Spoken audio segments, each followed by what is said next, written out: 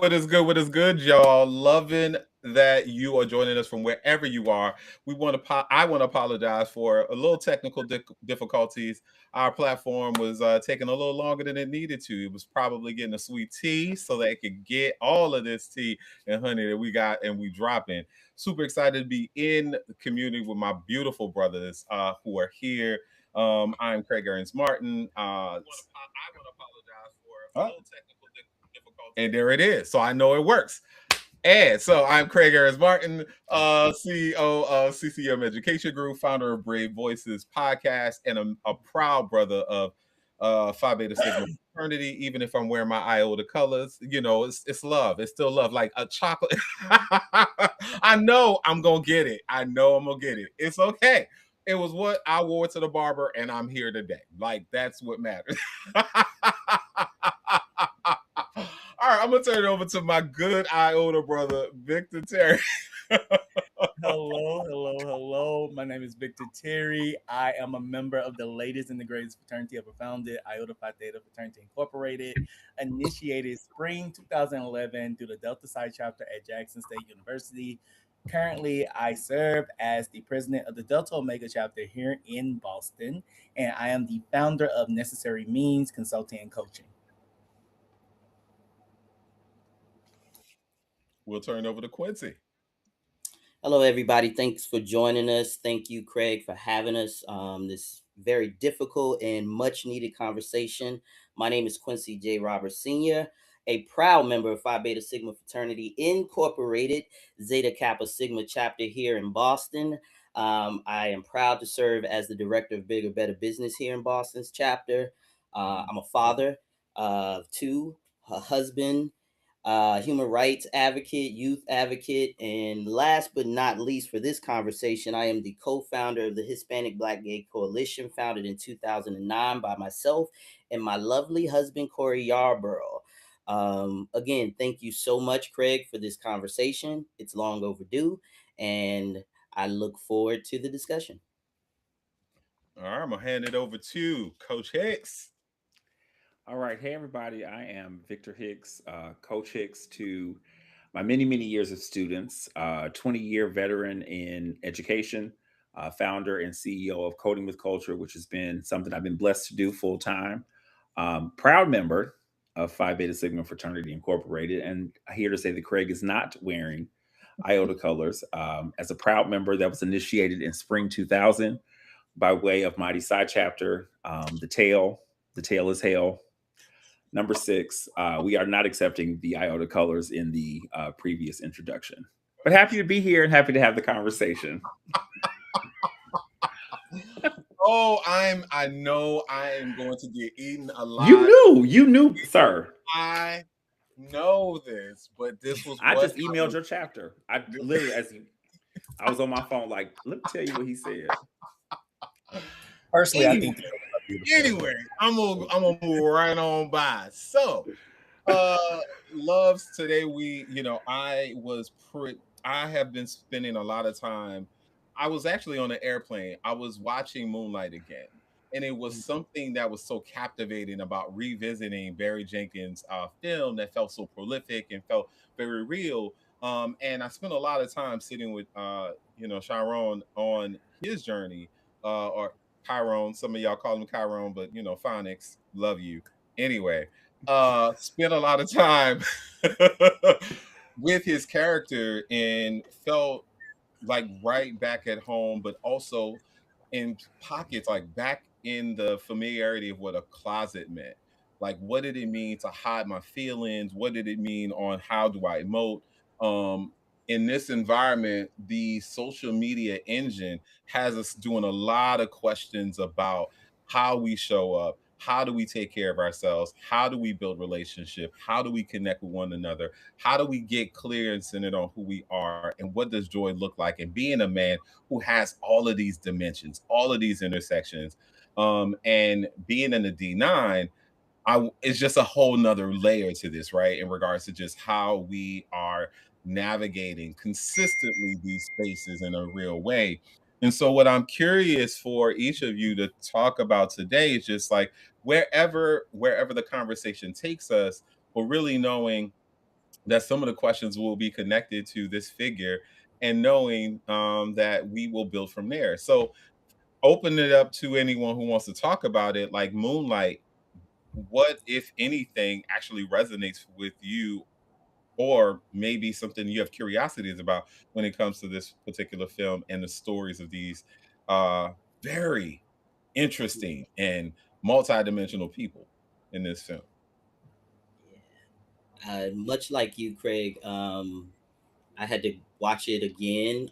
It's in my top 5 movies of all time, but I had to go back to it for this conversation, and I was just reminded of how poetic it is, of a movie. And interesting enough, as I was preparing for this conversation, I saw myself more in Kevin than Chiron. So watching it, I'm looking at the different chapters in his life, and I'm like, I used to be like that in high school. I used to be the person that, you know, the womanizer, the the person that had to show off, have all the girls, um, be the person that was on the outside looking in as people bullied other people, and then privately protect them because I knew something was a little different with me, and I could camouflage it a little bit better. So that particular, I would say the second chapter of their lives, I think that was more of something that like hit home for me, and especially watching it today, I'm like, ooh, it's been a while since I've been in high school and undergrad, but man, I was a interesting person. So I would say Kevin is more of my something I related to a little bit more. So yeah, I'll start there.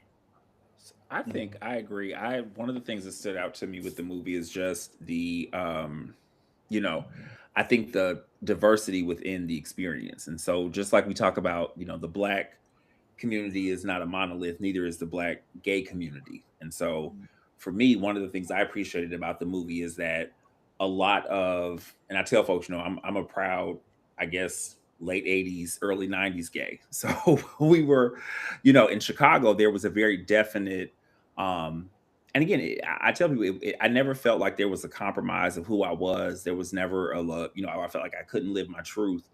But, you know, and again, I'm not saying one experience is better than the other, but it was very different than the let's put the slogans on a t-shirt and let's, have these kind of open situations. Like I'm much more related to the origins of Pride, right? It was a protest. It wasn't a celebration. It wasn't you know, it was okay. Let's make sure that we're not being mistreated. And so I think for me, I love the fact that that movie said that there were people that were all over the spectrum of their journey into this lifestyle, right? And how much they bought into it and how much of it really, um, shaped their life. And I think that's to me as living that duet that at that intersection of being a black man in America and also a part of this community. Um, because we can't be blind to the fact that we're not readily accepted in all areas in that community as well. So there's that part of it too. So I think I just appreciated the fact that um, it spoke to everybody, because everybody is not the gay best friend on the sitcom. So I think I like the fact that it talked a little bit more about who I was, you know. Awesome. Thank you, Victor. A couple of things I want to bring into this conversation. I also think it's serendipitous that there are Stigmas and IOTA on this call, as well as the two organizations, the two fraternities that are the entire D9 that actually made a pride post on June 1st. So that Hmm. holds some gravity there and some weight there. Um, I don't think it's an accident that we ended up on this call having this discussion. And there are a couple ways that intertwines with the movie as well, and some of the themes of the movie I hope to highlight through our conversation tonight. But just sheer appreciation for the cinematography of the movie, the way Barry Jenkins lights the black skin in the movie, and it's like beautiful at the time period that movie came out. That was before we had like the Insecures, really, and a lot of folks doing that type of cinematography. So that was very, very beautiful. Um, this movie is painful. This movie is very, very painful for me to watch for many reasons. I think when I think through the different chapters of the main character, I really resonated with Little because Little was me. Um, and even the place and space in which the movie takes place. I wasn't in Miami, but I was in Mississippi, another deep southern state, and what that means and what that looks like. Um, Again, hopefully, as we continue on our conversation tonight, I can go into and illuminate some of the themes and connection points between what it means to be D9, our fraternity is making a pride post, and this film, this beautiful film that Barry Jenkins and Terrell Alvin McCraney gifted us. But there's a lot of layers to pull back tonight, and hopefully, we get some time to do that. Absolutely.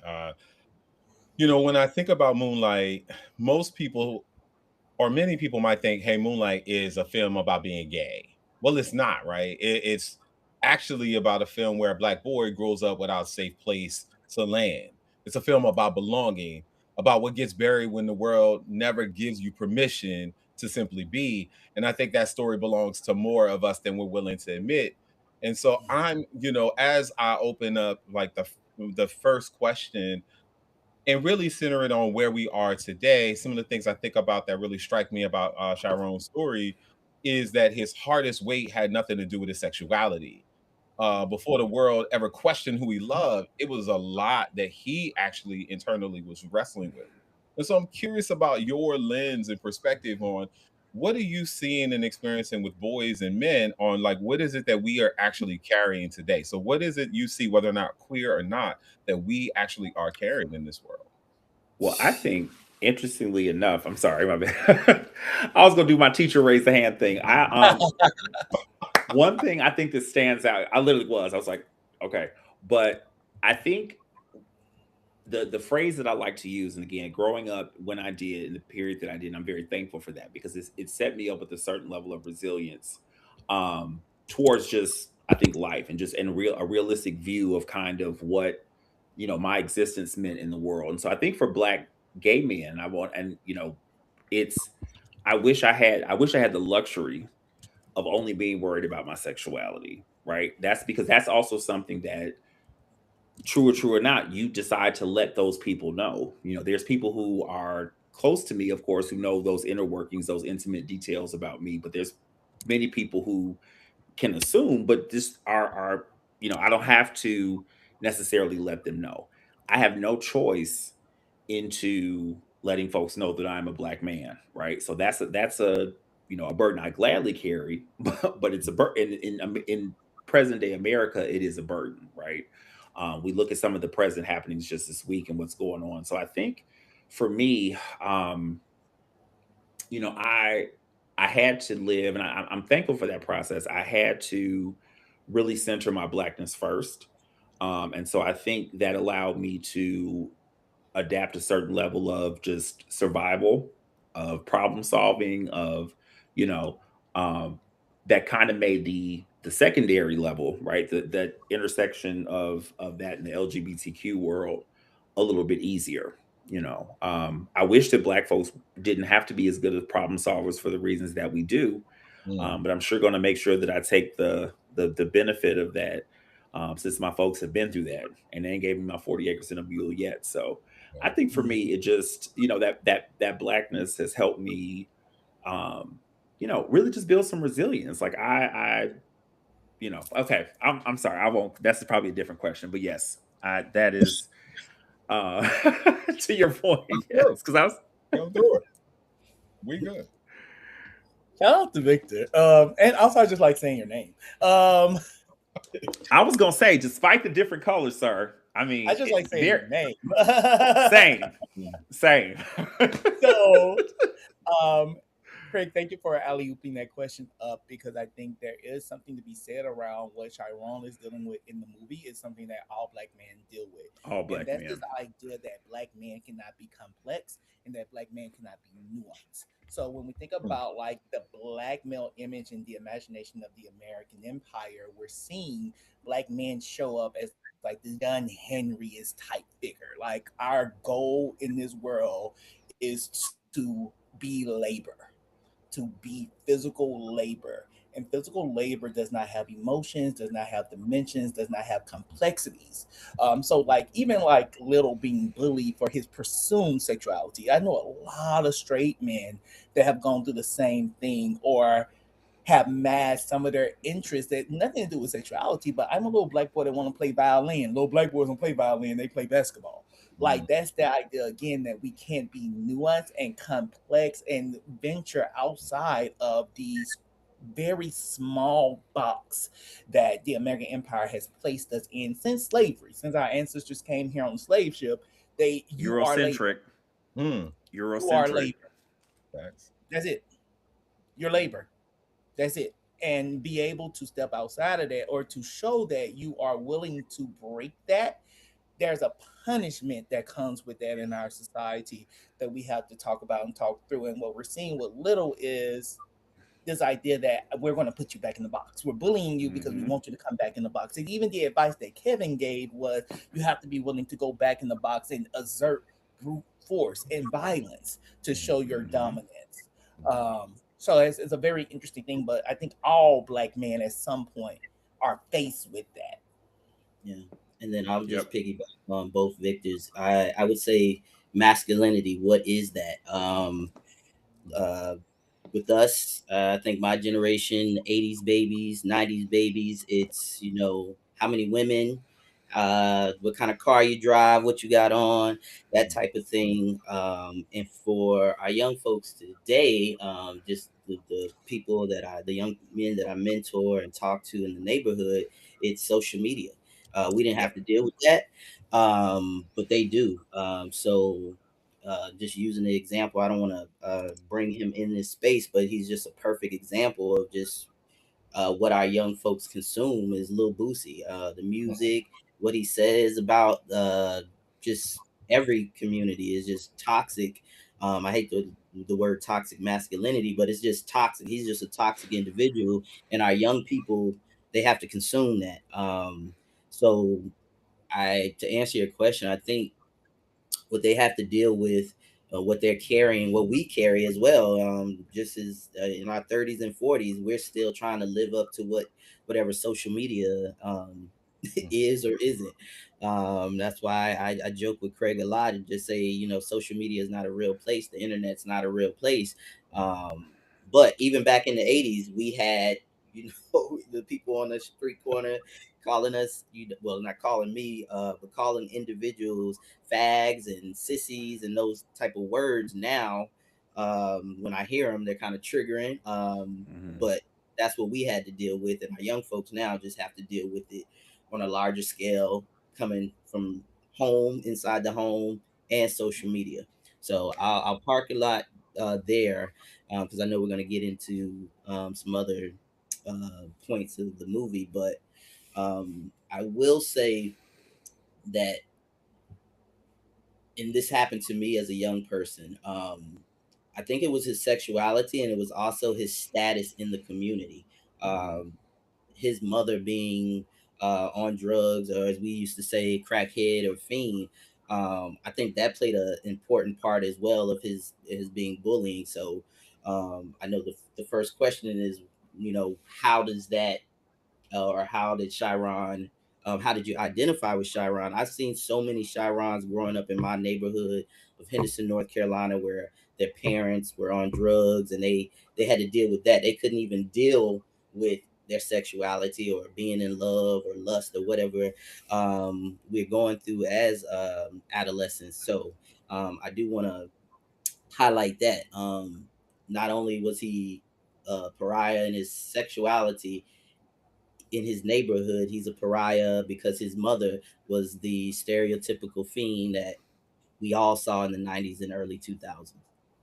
But I think that's the important part too. When you look at even the time place, like it seems like most of us were contemporaries in that, where even if you weren't, and that was one of the things I loved about the movie, and also when we talk about Pose, like there are, I think, Black homosexuality, and I'll be very frank to say that I'm not even a fan of LGBTQ, because I think each letter provides its own unique experience. In the same way that we don't group together Asian American and African American simply because they are dealing with racial based issues, because it's very different to be a lesbian in America than it is to be a Black gay man in America.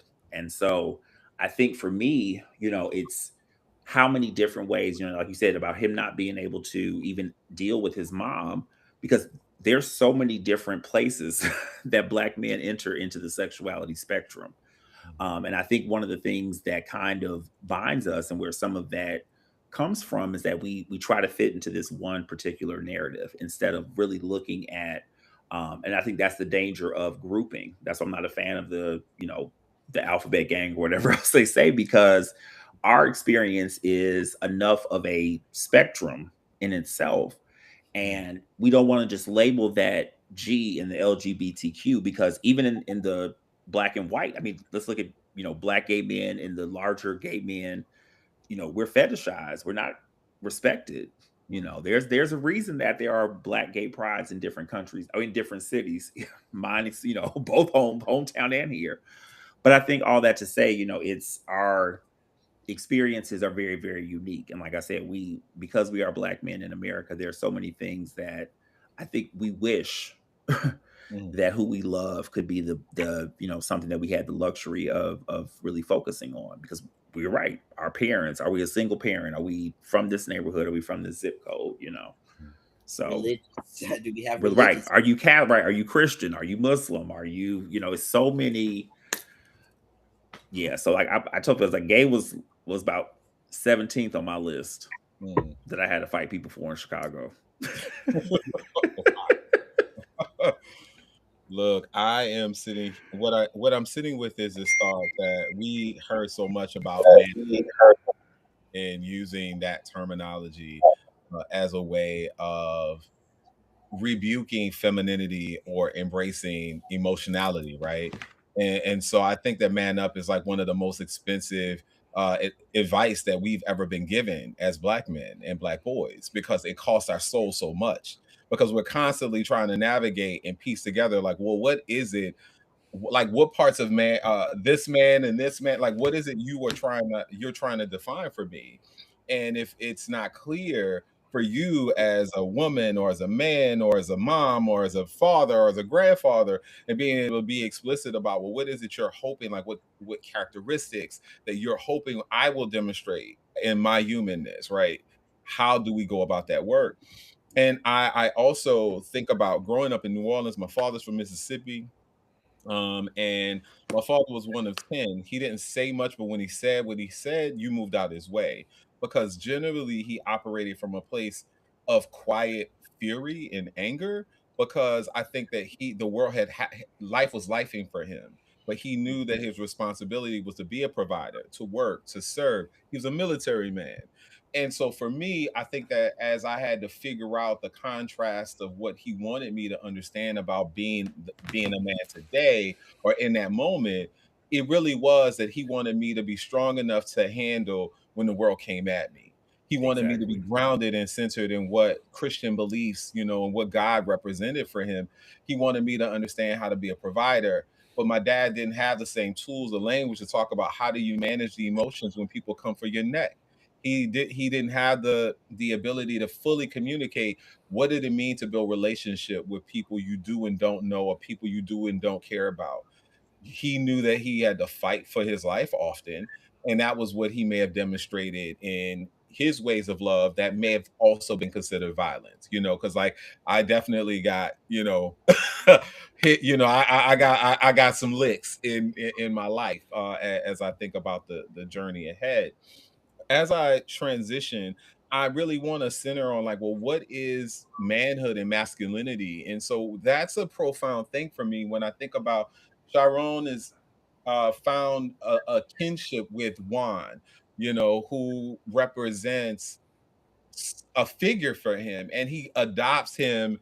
And Janelle Monáe's character, I can't think of her the character's name right now, but in this film, I think about he made a choice that he was going to brand himself after this man, and this was a conscious choice of, like, there was enough connection for him that he felt like I do and don't want to be around you, and look at how he evolved in his journey.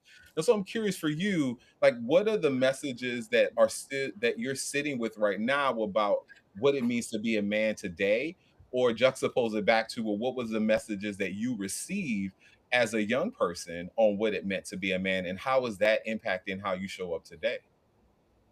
Man, yeah, that's a loaded one for me. So I guess I'll kick this one off. And just going back to your initial question of how we identify with some of the characters, Sharon being specific, for me, the men around me, because my mom was a community person, my dad, again, a military man, very a drill sergeant at that, so very, very militant. 21 years, a proud army brat here. So my dad, instilled those same things, make up your bed, treat people with respect, all that good stuff. But the people I was around once my father got out the military were just like Juan. My dad was a Juan type of character, is a he's still living, so he is a Juan type of character.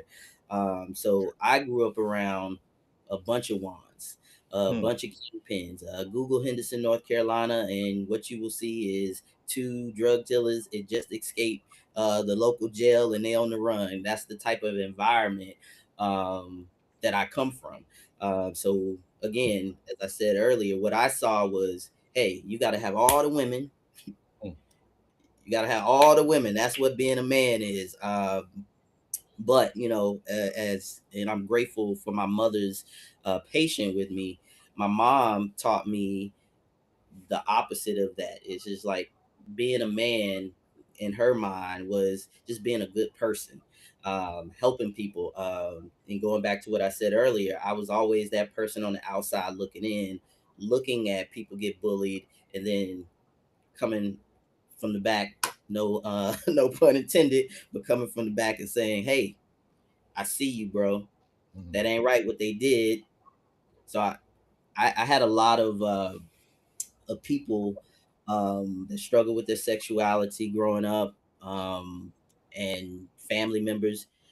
But the biggest thing I would say that was probably the negative thing growing up was the religion part, the religion aspect of our surroundings in Henderson, North Carolina. We had a bunch of drug dealers, or we had preachers. So the drug dealers, women, women, women, this is what we do. The pastors, you're going to hell, you're going to hell, you're going to hell. So there was really no outlet for myself growing up.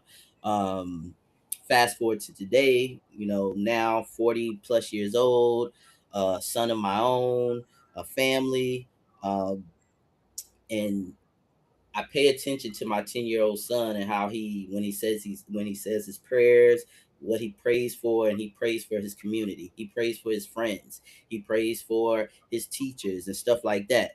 My dad didn't teach me that. My dad, like much like yours, Craig, that's soft. Praying for your friends, praying for your for your community. That's soft. Don't be soft. So I catch myself sometime being an openly gay black man is married to another openly gay black man from the South, very loud and proud. I still catch myself with my 10-year-old saying, hey, don't say that. Don't, that's soft. And I'm like, Mm. so I guess the way that I grew up,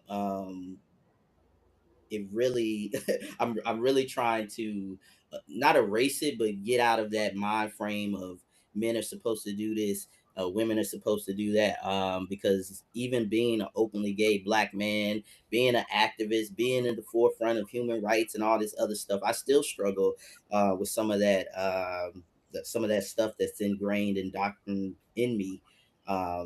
So conversations like this, as I say to Craig, um, for me, it's super important that we talk to our straight brothers, that we bring our straight brothers into this conversation. And I think all of the what I just said makes me attend conversations very intentional. I'm never going to just show up to something, including something like this. I want to make sure that what I do for the rest of my life is super intentional, that I'm not preaching to the choir, that the audience, and Craig could tell you, I'm going to always ask, who's the audience? Who are we talking to? I don't want to talk to a bunch of gay people. I love my gays. I love my queers, however you want to identify. I love my people. However, I want to get to those people, that the ones in the world that protected me, that saw a little difference in me, that shielded me and said, hey, you need to move like this. Because if you move like this, you ain't gotta worry about no gay, nothing. You get these girls, you're gonna be fine. So just want to spend the rest of my life just being intentional and having these intentional conversations. So again, thank you, Craig, for this. I'll jump in, Victor, if you don't mind. Okay. So I love the character of Juan, and I will preface this by saying I love my dad. My dad's my superhero. My dad's like the guy I wanted to be like growing up. I love him. But it wasn't until I pledged in spring 11 at 20 years old that I met straight men that said it's okay to be gay. And I think that's such a powerful line in the film for this young boy that's questioning his sexuality, and a male figure, a father figure, respected man in the community is telling him, hey, you don't have to have it figured out now. And if you are gay, that's okay. That was so powerful for me to hear coming into my organization. And one of the main reasons why I chose my organization, because they made it explicitly clear it's not about your sexuality, it's not about what's happening in that part of your life, but what it is about is what type of person are you, how do you treat other people, how do you show up for community, are you going to represent us in the way that we should be represented when you put these letters on and when you take them off, because you never truly take them off. So that's what really matters. And I'm going to tie this back. So go on this journey with me. I'm going to tie this back to the Pride post out organizations put out. And I've seen different discourse and commentary on the internet and in different spaces. Like, it's just symbolic. It's just a pose. It means nothing. But what we fail to realize is that this pose is actually at the intersection of both male mental health month and pride at the same time when our organization posts these things. Because one, you never know who's suffering and dealing with these things. And a post just from other straight men in the fraternity, and I think the fraternity personified is a straight man. So just another straight man in personification of the fraternity saying, hey, we see you, we recognize you, and we're here for you, brother. That means tremendous to black queer men that may not have had that embrace from other black male spaces. I will go on the record and say, like, my fraternity was the first space that I felt comfortable around other black men, black straight men, black queer men. That was one of the first spaces where I felt comfortable to show up in my fullness and my wholeness and feel a sense of belonging coming from there. And you need that. Because I think there's so much trauma coming in, and you see Chiron start to shift his perspective of one when one says that. He becomes more trusting. The next scene, I believe, Chiron asks that question, and the next is Chiron learning how to swim by one. And like the vulnerability it takes for you to say, okay, I don't trust you at all. I'm not even talking to you, although you fed me and housed me for the night. I'm not even talking to you because there's no trust. I'm actually trusting Teresa, Janelle Monae's character, more than I'm trusting you. But after you explicitly say from your mouth, if you are gay, that is okay. And you never have to let nobody disrespect you just because you gay. Now I trust you enough to say I'm willing to learn how to swim by you. That level of vulnerability, I feel safety in your presence. I feel safety with you. I trust you. That's important, and that's what those posts do. And when we talk again to tie it back to those posts, because again, the symbolism means something. The symbolism is step one, and then we build that trust, and we flex that muscle. We keep building those muscles where we can have these conversations in those spaces in a way that is healing it allows us to grow and learn how to swim. That's how I wrap it up. So I think coming from a different perspective, again, not being, or I think it's a very interesting perspective to have kind of one foot in the, you know, social media and kind of the world of where, people have these platforms to say they aren't okay with things.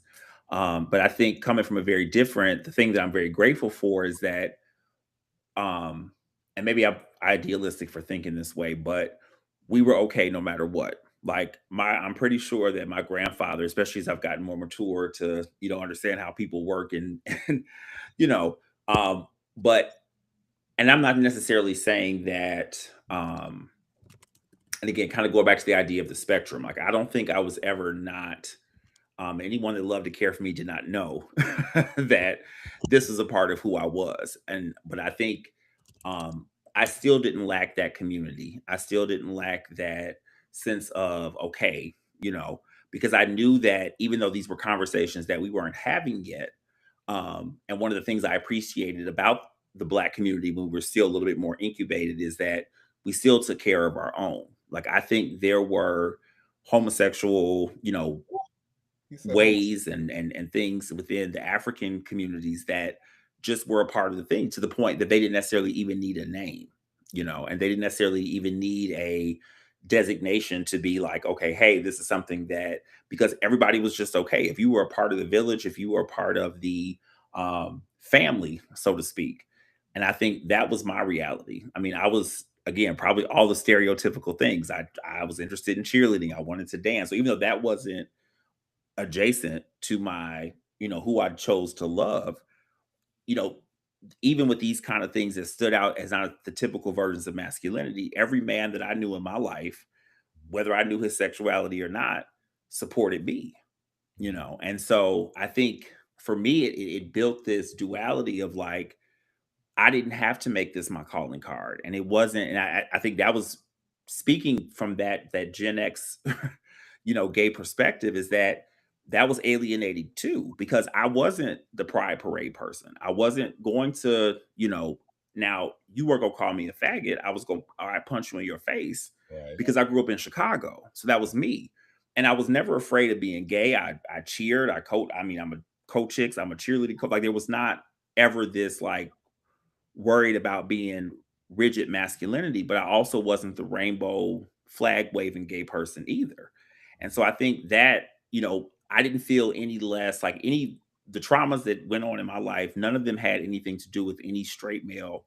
And again, I check off all the boxes. I was a single parent family. My mom raised me, but she made sure that she put me into situations where my uncles, my grandfather. So even when I finally did come out, nobody, I mean, it was so anticlimactic because they were like, yeah, okay, we knew, like, all right, and so it didn't have to be this big deal for me. Like I think that that's a lot of the things where we keep trying to fit a triangle peg into a circle hole, is that masculinity is a very Eurocentric definition, Mhm. just like everything else. And we, what I imagine our ancestors in Africa, even if you look at like how the stories are told, like there was a fluidity between masculinity and femininity. There was a fluidity. Homosexuality existed in African villages because we just didn't, it was a spectrum. This idea of individualism and I'm this, I'm that, it goes back to the Caucasus Mountains. And I think that is where this big disconnect is coming from, is that we're not supposed to be like them. It's not supposed to make sense. We're not going to fit into these boxes like they do. So I'll end there. Look, I want to lean into the tension of it all because I'm curious of like, well, how did we get here? Because my life was not, you know, I didn't experience it in the way y'all did. So, like, I had to fight for my life. I understood it. Like Elin Harris, like woke me up and brought like alive in regards to this is who I am, and I could see parts of me in characters. I started reading Elin Harrison Library because it was the safest place I could be. I had to face the bullies on the yard at 6th grade, and having to actually demonstrate this level of masculinity and strong strength and being tough that was unrelentless, because my father had said, if you get your ass beat here on the street, when you come home, I'm gonna beat your ass too, because you should have won. And so, love my father, like absolutely love my father, as Victor talked about.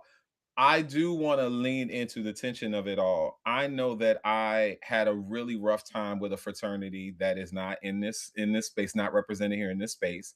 I generally don't see them in these spaces having conversations. We can make our own leaps of who that might be. Not in the light, at least. Not in the light, at least. Facts. Let's go ahead and go on the record as saying that as well. Because Right. let's not talk about, listen. Hmm.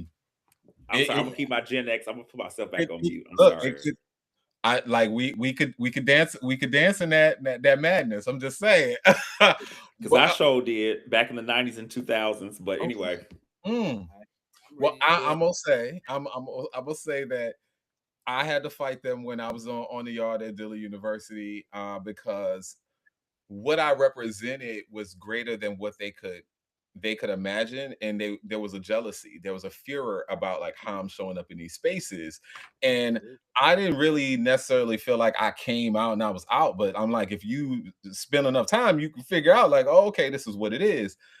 I say all that to say I have curiosities on like how then do we do this work, and I'm going back to Victor Terry, Dr. Terry, like when we actually address not all folks in the D9, not all black men, not all men are going to embrace us in the complexities of who we are, the nuances of who we are, and they're not going to represent, that they're celebratory of it. But there might be, if I want to just kind of tiptoe into what coach is talking about, like, but there's always been a kindred energy of us wanting to be close and be intimate and demonstrate those levels of intimacy among each other that maybe was very ancestral, but cannot actually project that out in today's public square. So I'm just curious for you, like, how has the D9 experience shaped, I guess, how you continue to refine what masculinity or manhood is for you today? So what's the role, like, how is that showing up for you? Because I Great know question. I struggled. I might not have been a Phi Beta Sigma man if it were not for one great brother named Dr. Jazz, who is a great friend of mine. That's a great question. So I'm going to preface this by saying I like to tell folks all the time I mind my iota business. And whatever other oars got going on, they ain't got nothing to do with me. They got nothing to do with mine. So, but I do appreciate you uplifting Elin Harris in the space of member of Alpha for Alpha. So again, that's a great thing. What I think is that it's going to be extremely difficult to get a large group of anybody to agree on one thing. That's first and foremost. Um, the organization is not your church. Hmm. The organization is not your mosque. The organization represents more than you and more than what you stand for. And everybody that became a member of this organization, and we all took the same oath in my organization. We all pay the same dues in my organization. So we all deserve to feel welcome in my organization. Now, that's first and foremost. And that's from an organizational standpoint. What you personally believe, that's on you. But from an organizational standpoint, I was good enough for you to accept me. I was good enough for you to put me in a leadership role. I was good enough for you to take my dues. I was good enough for you to have me do all this unpaid labor. I'm good enough for you to acknowledge me during this 1 month of the year. That first and foremost. Now, what other members feel, that's on them.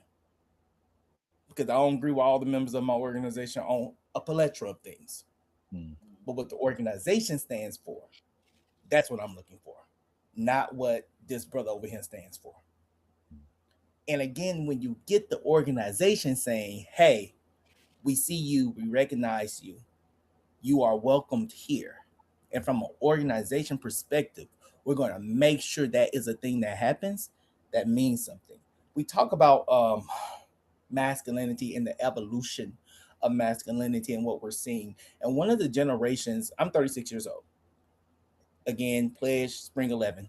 One of the generations that saddens me when I sit back and think about this generation of folks is like my father's generation. My father had me young and met my mother, so that's I think the generation before millennials. But this generation has watched the world change completely from what they were told was the acceptable norm is no longer the acceptable norm. You can't say the things they grew up being able to say. You can't do the things they grew up being able to do. Now you get fired from your job from doing some of that stuff that it was totally acceptable 20, 25 years ago to say and do some of the things that they were saying and doing. Um, I say that to say we have to grow and evolve with it. We're seeing sons disconnected from their fathers for this. Straight boys. These ain't people who are queer. These ain't people who are in the community. These are straight boys disconnecting from their fathers because they're saying, hey, I don't agree with how you talk about women. Mm-hmm. You have all our organizations right now, and I'm going to go on record and say this, all our organizations are scrambling, figuring out how we're going to do new members and how we're going to get new members. Because you have these young boys in college right now saying, I don't want to join something my gay friend can't join. I don't want to stand for that. So are we as organizations going to grow and evolve our thinking and truly be about what we talk about? And we're supposed to be these pillars of the community. We're supposed to be the ones leading the charge. Are we going to lead? Or are we just going to talk about it? I think it's a matter of focusing on the matter at hand, right? We were founded to be society or organizations that celebrated the brotherhood, the safety of Black men. There was not a addendum to that, and so again, I look at it from the maybe this old head position of you Black first.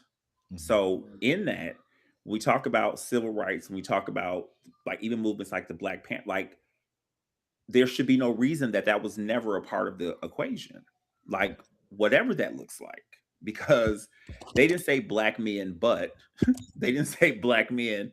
However, but I think again, we have to understand the totality of white people have the luxury of having a separate gay community. They're going to be okay. Because whether they're gay or straight, their daddy's own businesses, their daddy's a white, they're going to be all right.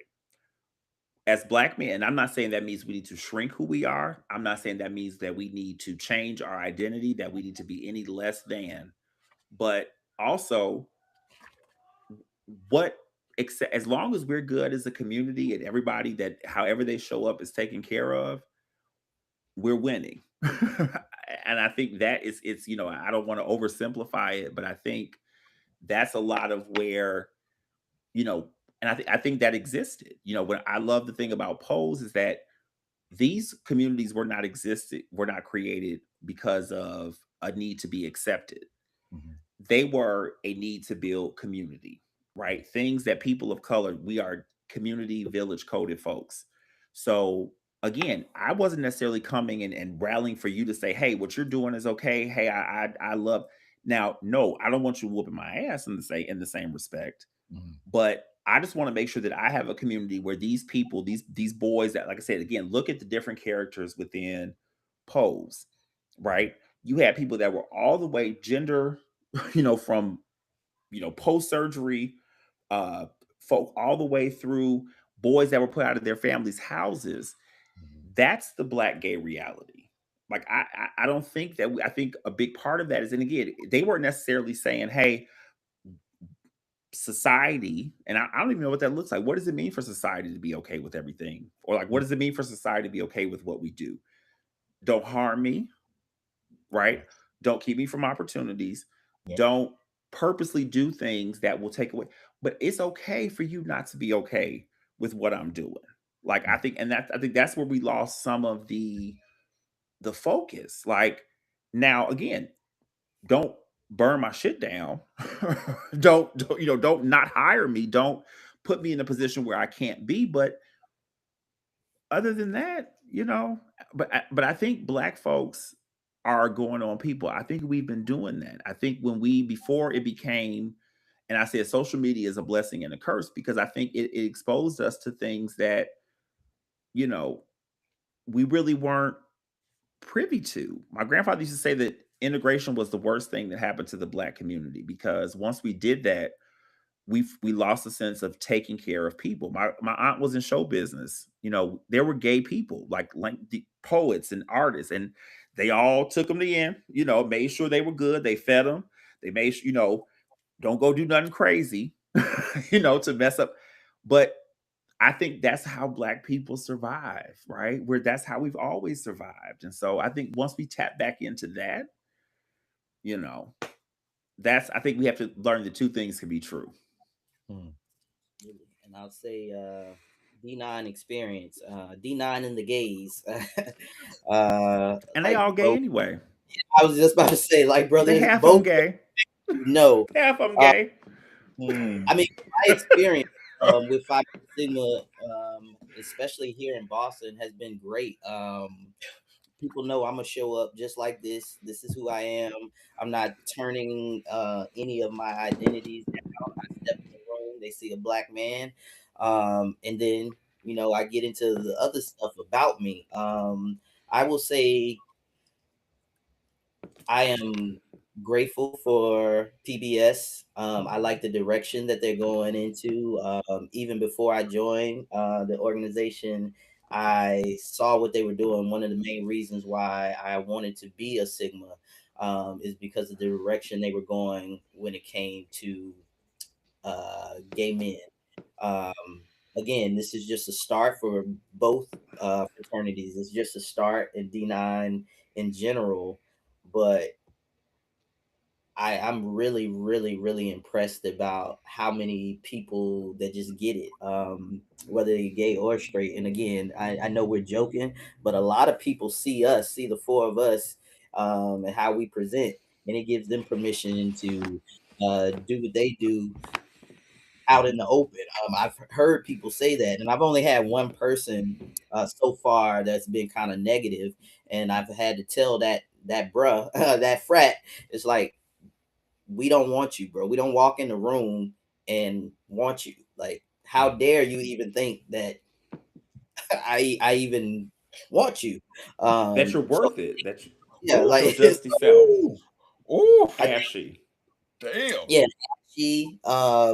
I'm better at life than you. All these things. But again, I'm not gonna try to tear another brother down. I'm just gonna show him an example of, like, you ain't about to fuck with me. You ain't about to call me names or make me feel less than, because I pay the same amount of dues that you do, and I do way more work than you ever will. So when it comes to who's the man or who's not the man, I think we've won that, and I can confidently say for me and Craig, we've won that battle, because we've done the work and we continue to do the work, and represent this amazing fraternity on a national scale. So again, just like the Black church, you take gays out of the D9, you won't have a D9. So I'll end with, again, I love the direction that we're going in. I'm ready for those conversations because everybody ain't happy for us. Like brother Victor Terry said, you got people in the comments, and they're mad because we got a post. But Juneteenth and everything else, everything gets a post, everybody. If you're listening, if you're straight and you're secretly watching this while your wife's out getting groceries, I'm gonna let you know it's okay. Sexuality is fluid, and it's okay. It is okay. It's 2026. As Victor Terry said, the young folks are leading the way. Nobody cares at this point. It's the old heads. It's the people in that millennial Generation X window that's just so bothered with what folks are doing in their bedroom. And again, when we walk in the room, we don't care who you screwing. So please don't look at us like that. Quincy, Again, yes, Victor. I'm gonna also like double down on is Men's Mental Health Month, and Absolutely. I can't like nail that down enough in that the amount of mental harm, stress that a lot of Black men have because we don't have that expansiveness in our identity, not even in sexuality, just in our identities. We hear all the time, oh, he's dealing with demons, he's fighting demons. Whole time he just bisexual. And that's like that's what they're fighting, that's what they're dealing with. And I wish I could say that this is something that is just in their heads, that that, but there's very real consequences for men of a particular age group and young men that come out in the fear of losing community, losing resources, because for Black people, community equal resources. So when I lose community, I've lost resources, I've lost access to certain things, I've lost my listening ear, because now I've come out and they don't want to be near me anymore. The social isolation that comes with it. So I think, again, this is all why I think more straight men should take on this and say, hey, no, I'm going to openly support my gay, bisexual, pansexual, questioning, don't know anything yet brothers.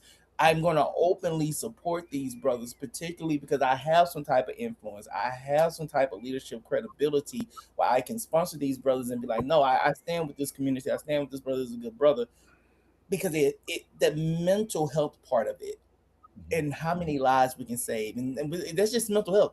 Not even going into like HIV numbers and the stigma, and how we can fight against that just by fighting the stigma on homosexuality, and people ain't got to sneak around and engage in riskier sexual practices, um, just from being open and out. Again, that's why a straight man telling a young person, if you were gay, that's okay with me. I won't love you any less. It took me until, and I love the man around me, but to explicitly hear that come out of somebody's mouth happened from one of my old heads that said that to me, and said to me, I don't care if you're gay or straight. What matters is how you carry yourself when you put on that brown and gold that I love. I would say that because we talked about brown and gold in the beginning of this segment. When you put on that brown and gold and you wear the letters Iota Phi Theta across your chest, that you're representing something bigger than yourself. Mm-hmm. And you need to represent it with class. Yeah.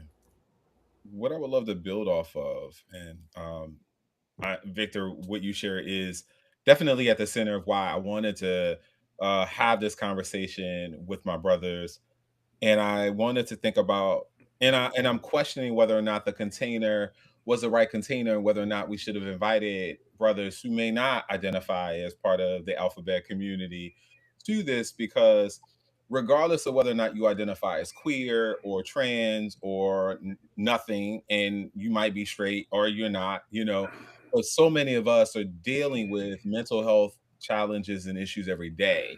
We have so much that's at the core of pain. I've been in two different groups this week of men that talked about identity issues, and not identity from a place of like relationship or sexuality, but being a father or being a husband or being a partner, and questioning whether or not they're being supported, they're being heard, that they're showing up, that there's a space for them.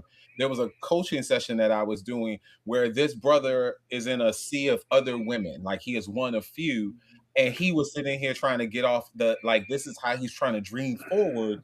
And I could tell he just needed to have a space to talk about it and get it all out. And then I there was some prompting about, hey, let's get him quicker to what he needs to say so we can move forward. And we don't recognize that sometimes somebody just needs to get it out. And so as I think about our boys, I think about our men, I think about those who are standing alongside us, and we're starting to name some of the stuff out loud.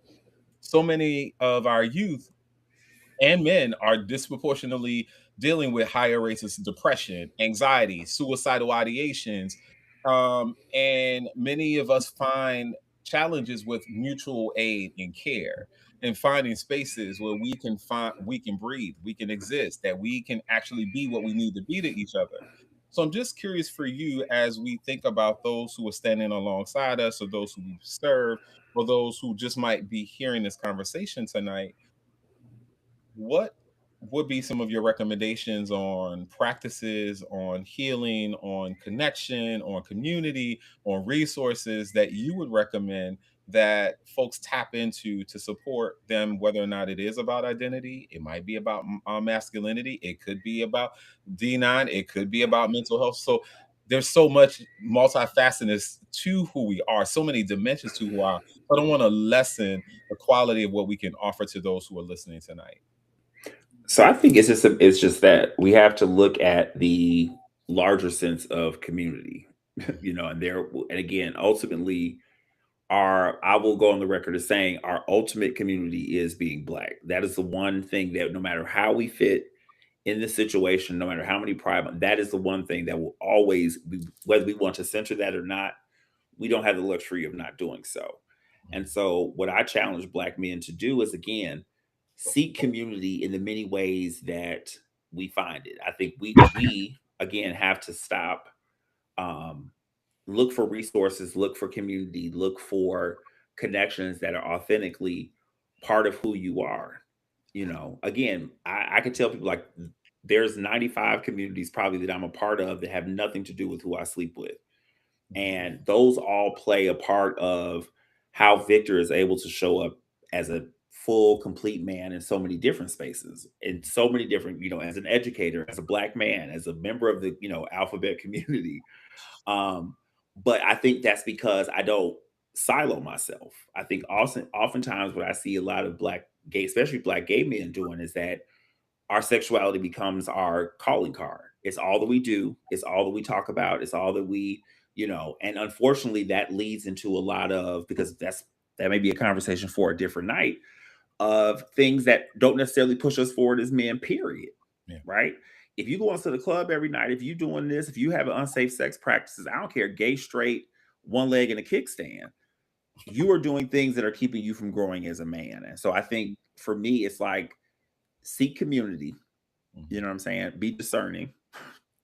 Gay, straight, Black, white, whatever it may be. But also tap into the diversity of who you are as a person. This, yes, undoubtedly, who we are sexually or as a sexuality is a big part of, who we show up as, but it's a part of a puzzle. And I think a lot of it is that we don't really fit into or really sit in the diversity of experiences that make us up. And so I think that where we think we're building community with one, we're almost cutting off our nose to spite our face, because there's so many different intersectionalities within those, those many beautiful communities that we're a part of. So I would just say, reach out, build. Hey, if it fit, what does they say? If it fits, we don't want to talk about quitting. That's not. You got my point. You understand where I was going. If it don't fit, we ain't gonna talk about. Look, we ain't talking about court. That's gonna be that'll be a whole different podcast. Not this week.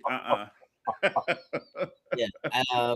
So I'll just follow up. For me, everyone that's listening, especially, and this goes out to my straight allies or brothers who, just speak up. Because I'm really, really, really adamant about investing in those brothers that want to be allies, don't know how to be allies, those Black brothers that want to be allies and don't know how to be allies. Just understand, you have value. You're entitled to your feelings. Find your purpose in all of this, and then just play your part. And like Brother Victor said, community. What does community mean to you? Find that out. A lot of us are, struggling with mental health issues,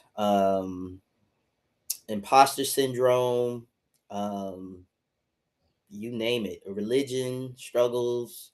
But as Brother Victor said, when you find that community, no matter what that looks like, no matter what the sexuality of the people in that community have, you can show up in the world better.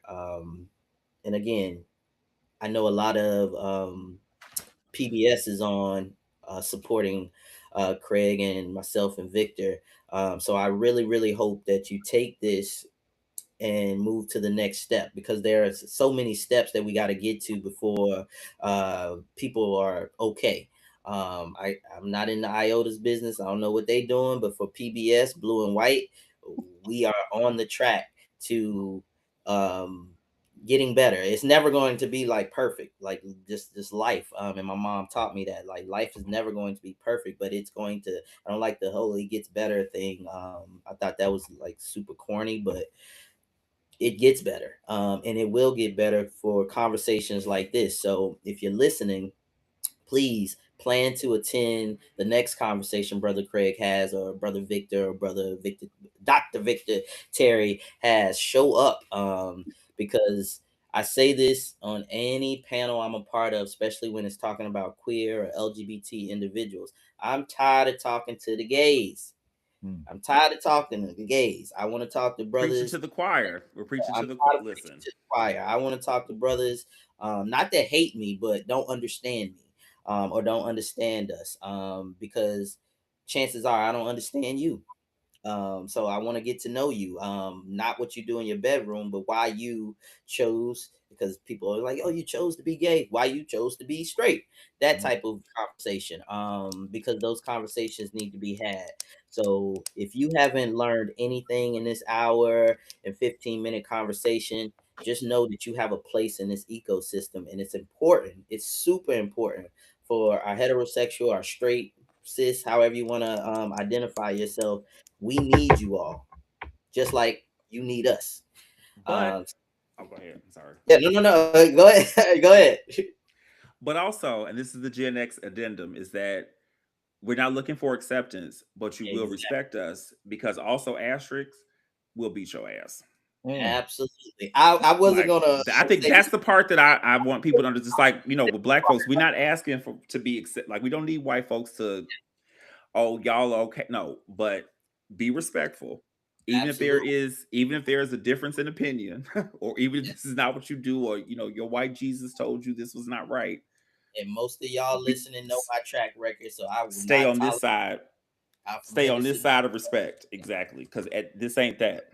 Again, be respectful, but understand your place in this, find your purpose, and get in. Exactly.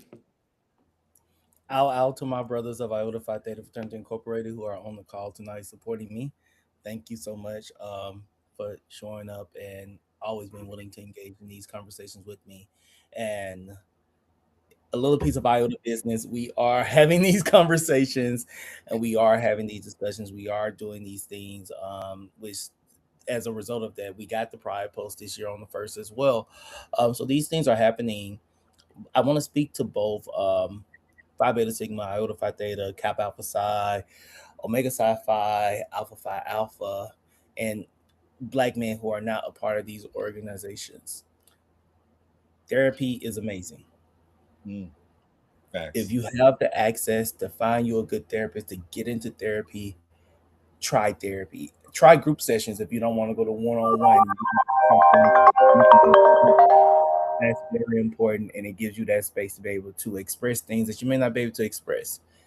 I will say this: a lot of my friends and I, we've done this, is make a mental health plan for ourselves. So when you're feeling good and you're in the right mindset, as I like to say, sit down and write who are the 5 people I can call when I'm going through it, and write those names down and put it down. So put it in your journal. Get a journal.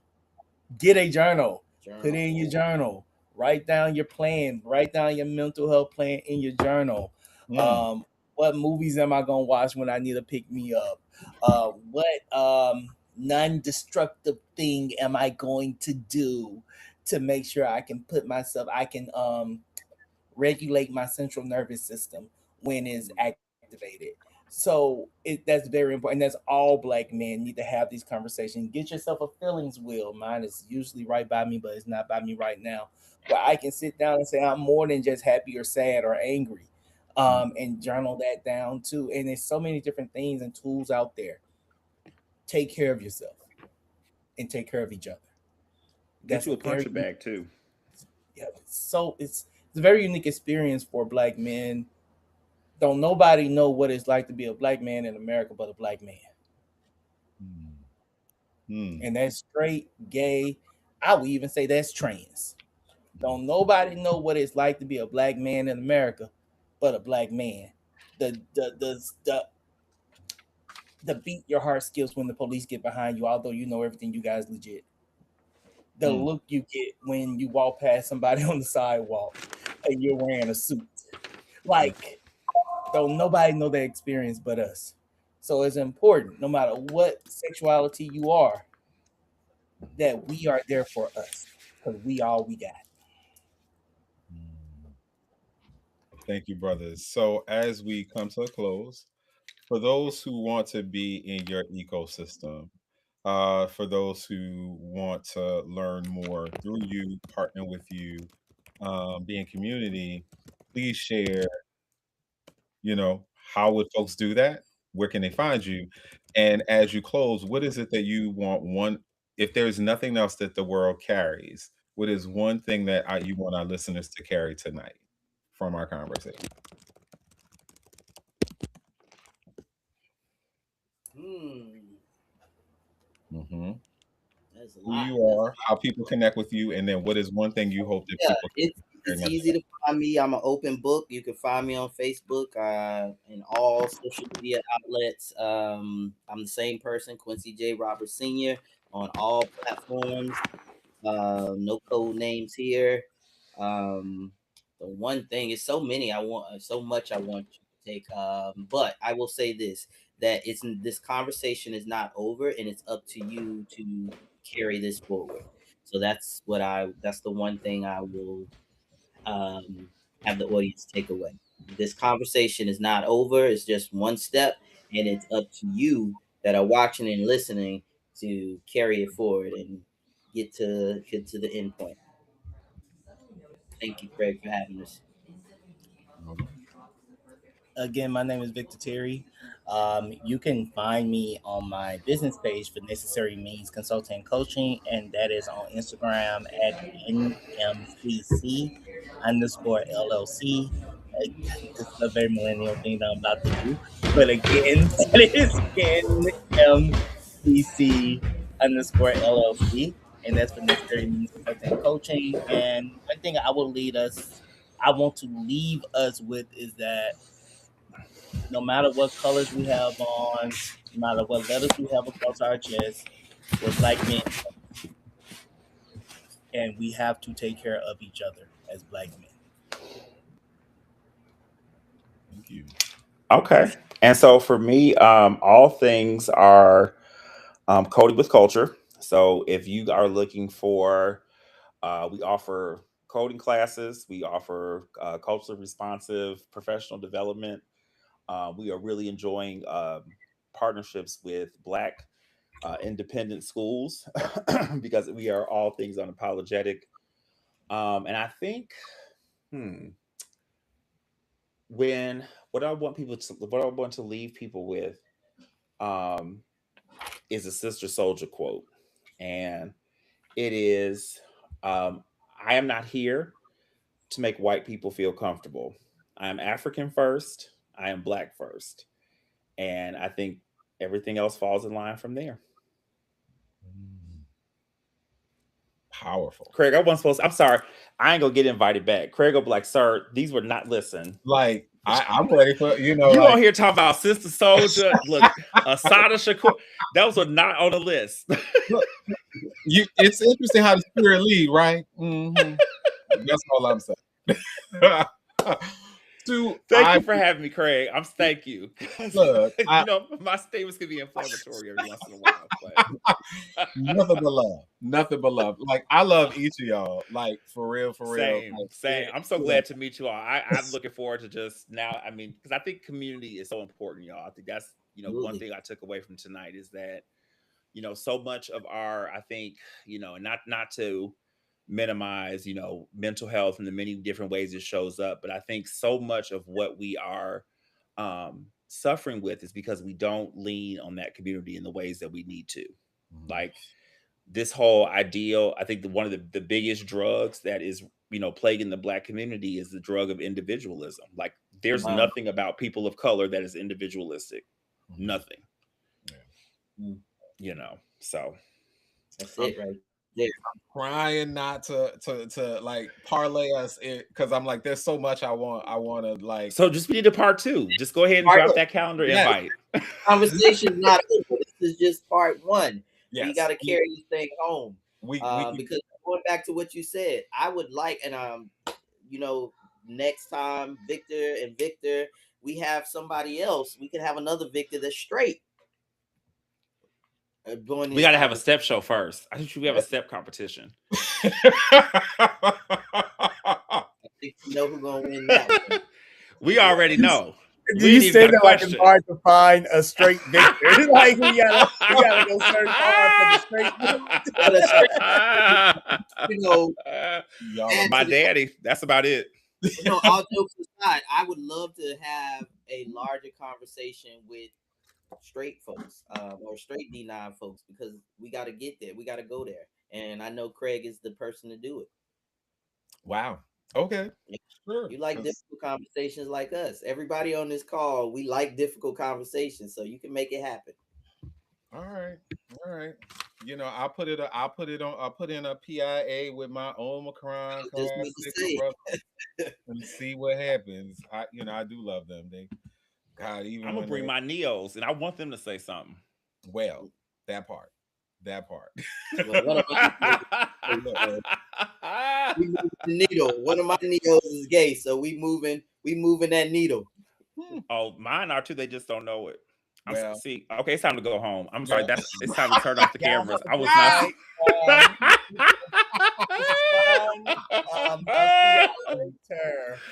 Good night, y'all. All right, y'all. Good gracious. For all those who joined us out there in YouTube land, y'all, thank y'all for y'all love. Y'all have been present. We are not acting up. So, like, this is the after hours situation. Right. Each of my brothers. I love you. I adore you. I am grateful. And yes, we'll continue the conversations and see where this thing take us. And if there is nothing else that for me, I just want you to know you are loved, and that we are a resource. We are an absolute resource to you.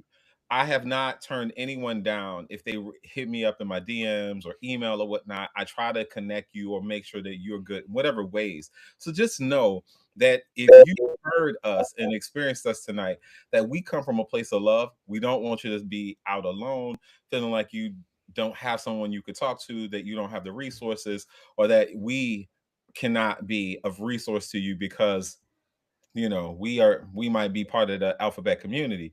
What's interesting is, if you look at history, many queer and trans folks have led many human and civil rights movements across the world. Because we understood. I'm just saying, like, if we didn't exist, church wouldn't be great. I'm sorry, pastor's great. All right, I'm gonna stop, but I just want y'all to continue. Happy Pride Month, Bobby Jones. And y'all suck. Good night, because I'm about to violate my parole, and I can't go back to jail. All right. Yo, good night. Good night, y'all. Love you. Frank, thank you so much. Like, all jokes aside, like, I think we don't,